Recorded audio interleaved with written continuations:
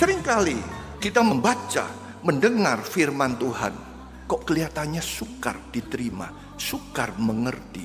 Tetapi kalau kita tetap mau bertekun, mau mencari Dia, pasti nanti sekali waktu Tuhan liwat dialog lebih lanjut, akan lebih hari kita lebih mengenal pribadi Sang Firman itu siapa. Tuhan melepaskan diriku dari kuat kuasa.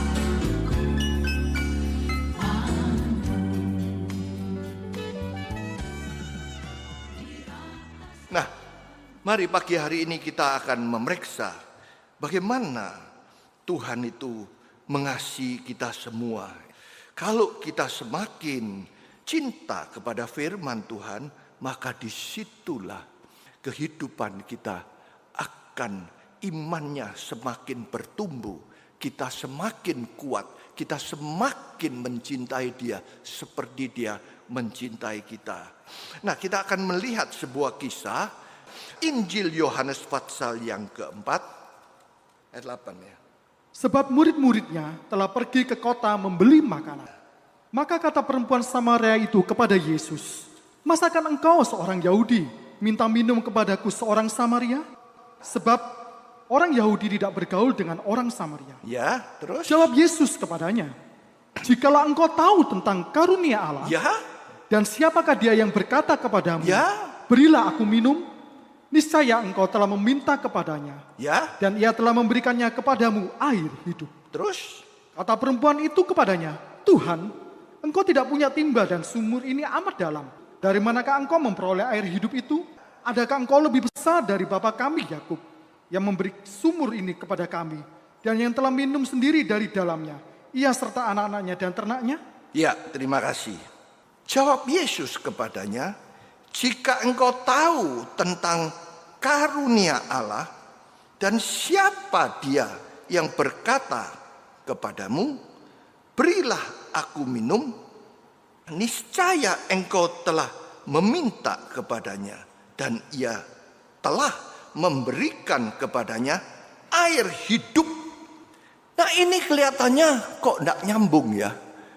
Air sumur yang diminta fisik, tetapi di sini Yesus bicara tentang karunia. Jika engkau tahu tentang karunia, karunia itu adalah pemberian dari Allah. Jikalau nanti saudara di rumah membaca Kisah Rasul 2 ayat 38, bertobatlah, berilah dirimu dibaptis, maka engkau akan menerima karunia Roh Kudus. Ini adalah kata-kata yang hanya ditujukan kepada Allah. Kalau manusia memberi apapun nilainya, itu pemberian, bisa dibalas segala macam. Tetapi kalau karunia ini hanya dari Allah, karunia Roh Kudus. Kelihatannya perempuan ini tidak nyambung, dia bingung. Loh, ini kok dia tidak kenal siapa Yesus ini. Tetapi Yesus mengatakan, jikalau engkau tahu karunia yang ada di Yesus dan siapa yang bicara sama Dia, maka pasti Dia memberikan. Nah, Yesus ini bicara persoalan karunia. Dialah pembaptis Roh Kudus. Nah, kita melihat dialog yang sangat menarik ini. Kalau engkau tahu siapa aku ini, pembaptis Roh Kudus. Siapa aku ini? Aku ini adalah Yesus. Jikalau kita melihat dialog yang tidak seimbang, yang satu bicara soal fisik di bumi ini, yang satu bicara persoalan dunia roh. Nah, ini kita melihat, seringkali kita melihat, membaca, mendengar firman Tuhan, maka kita bagaimana ini? Kok kelihatannya sukar diterima, sukar mengerti. Tetapi kalau kita tetap mau mendengar, kita tetap mau percaya kepada firman Tuhan itu adalah pribadi Allah. Yohanes 1, pada mulanya adalah firman. Firman itu adalah Allah. Dia bertabernakel pada ayat 14, berdiam di antara kita.